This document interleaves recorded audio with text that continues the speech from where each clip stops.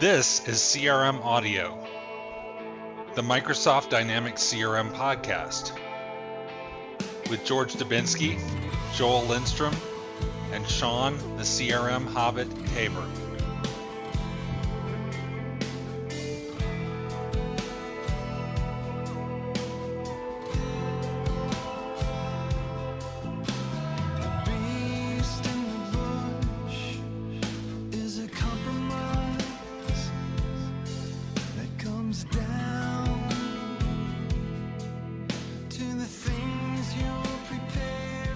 This is Joel Lindstrom. We're here in Redmond, Washington, foggy Redmond, Washington, for the 2015 MVP Summit.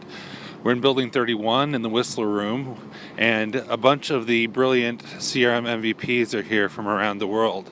I'm going to talk to a few of them and see what they're excited about with CRM in general and CRM 2016 specifically. I'm here with Julie Yack, MVP from Colorado. What's got you excited about CRM 2016? I'm excited that the community is excited because anytime we have a new collection of things that get people more interested, then perhaps we can get more insight into what's needed for future releases. What are your customers, you do a lot of training classes and you have a lot of customers you deal with. What do you see driving them now with CRM?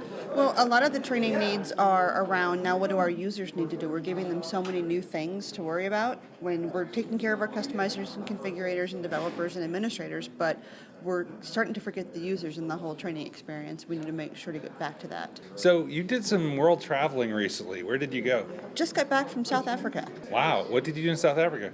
Had some client meetings, presented at a user group, and went on safari. Just a normal MVP afternoon. Yeah, that sounds a little bit more exciting than my normal CRMUG meeting. Yeah, it was kind of nice. Yeah, lions and leopards and...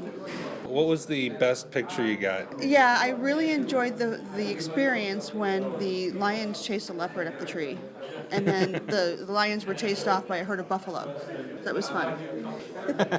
And that was Dylan from South Africa. All right, Dylan, let me ask you this question. So with all rapid change coming on, how are you keeping up with all the new stuff that's coming at us? Very good question. Mostly chatting with my peers, doing a lot of blog articles at the moment. And then beyond that, just really spending as much time as I can with the new releases and the product team. Which of the new acquisitions, such as Field One, Fantasy Sales Team, Parature, which of those have got you the most excited? ADX Studio is definitely one of the big ones for me. I'm also pretty keen to see where things go with Fantasy Sales Team, because we've been seeing quite a lot of success in gamification in general. I think the portal, having a way ADX can impact the platform and make customer platforms and partner portals more accessible, that's a great thing. Yeah, definitely. And I think the fact that it's so easy to facilitate that now with ADX and becoming a core component of CRM. What do you hear from your clients or user groups? What's driving CRM for them? Certainly the whole Office 365 story and everything working so well in the cloud, making it really easy to get on board, and the sort of quick access to easy productivity is really quite a key component. I'm here with Mark Smith from SMS Management and Technologies. He's the PAC practice lead? APAC Dynamics CRM practice lead. All right, and you're also one of the most prolific CRM tweeters out there, I see. You're always tweeting something. Yeah, I used to be more in the past, maybe not so much these days. Just really maintaining it at the moment. What's getting you excited that you can talk about 2016 and the way the product's going? Okay, so there's a lot of stuff naturally under NDA, so specifically I like all the new acquisitions are exciting. I think Microsoft's really starting to fill out the product stack. They're really starting to, if you like, input the level of investment that the product needs to compete against Salesforce. I think with the Salesforce acquisition not going ahead, I think Microsoft's now really going to beat them at their own game, if you like, except for where Salesforce has bought a lot of companies over time. Their biggest challenge has always been integration. It looks like Microsoft's really starting to take integration seriously, and when they acquire a company, they embed it properly into the product. So are you seeing the different acquisitions such as Parature, such as ADX, and such as this coming together into a unified platform story? Yeah, absolutely. So one of the virtually every project we do would always have a customer-facing component. So the acquisition of ADX really addresses a requirement that all of our customers have, which is this need to allow customers to engage with elements of the data that the company has on them, whether it be a bill or an invoice, or even be able to see their energy consumption, for example, in a self-service model. So I think this really addresses that. When you look at Apariture is a fantastic tool that done very well in the market, and now with where it's going to be integrated into the dynamic CRM product, I just see this whole area of knowledge management, particular employee self-service, and even then customer self-service, is a massive growth area. It costs companies millions and millions of dollars to address, and us is going to be part of the core platform. I think it's addressing a big gap that the product's had. The knowledge management has never been that great in the product to date over its history, and I think this goes above and beyond that, and will have a massive user adoption.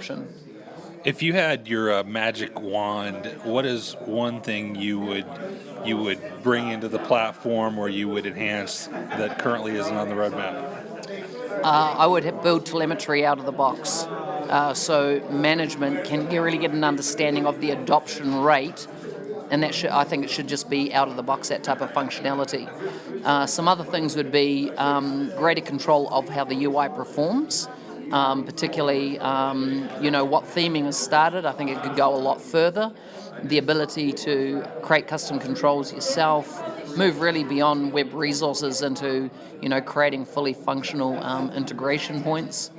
I think the ability to ingest other data sources in a much more rapid form without necessarily bringing the data into CRM would be another massive advancement.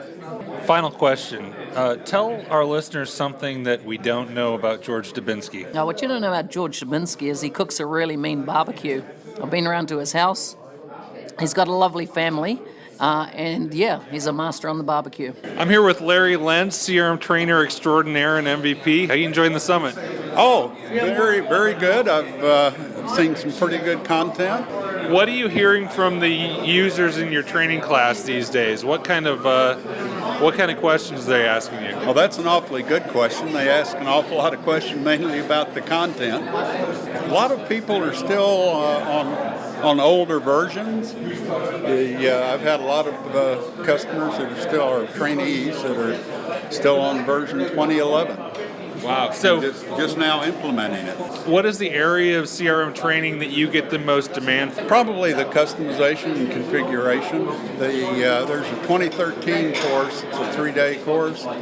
In July, I taught that 3 times, which is a heck of a lot of times for one course. And October was pretty much the same. When you're training people on CRM, what do you do different than maybe some of the other trainers out there? How do you approach it? Well, first off, all of my training is done virtually over the internet. The environment is definitely different. What do you see maybe as some of the biggest mistakes that your students are making? Following directions, probably. But I think the thing they're doing right is taking training. I think that the biggest cause of user adoption failure is lack of training. So I always I'm happy to have the students in there and trying to learn things. Sometimes if you wanted to mistake in a class as maybe somebody who's not quite prepared enough to take it, hasn't seen CRM, brand new to it and taking the wrong course, that can be a problem. I'm here with Leon Tribe. Leon's an MVP from KPMG, and he also has the distinction of being the only Australian MVP who sounds like an Australian. How have you been enjoying the summit? It's been really good. We've been getting a lot of good information. Obviously, I can't share too much. Probably the thing that I'm really excited about is the ADX Studio acquisition. Not only is it a great product, what we've learned is it's key to their strategy. I think that's going to serve Microsoft well and serve the product well. I think, making external user access a part of the core platform, more or less, is a great thing. Yeah, and it's just a great tool. It's very easy to use, very easy to configure, and very powerful. It's good stuff.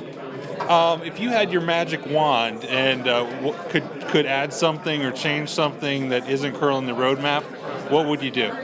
polymorphic relationships, being able to add customer records. It's one thing which would be great to be able to do. There's always records where you want to add a customer, so it might be an account, contact or lead, and you can't do it. But maybe one day.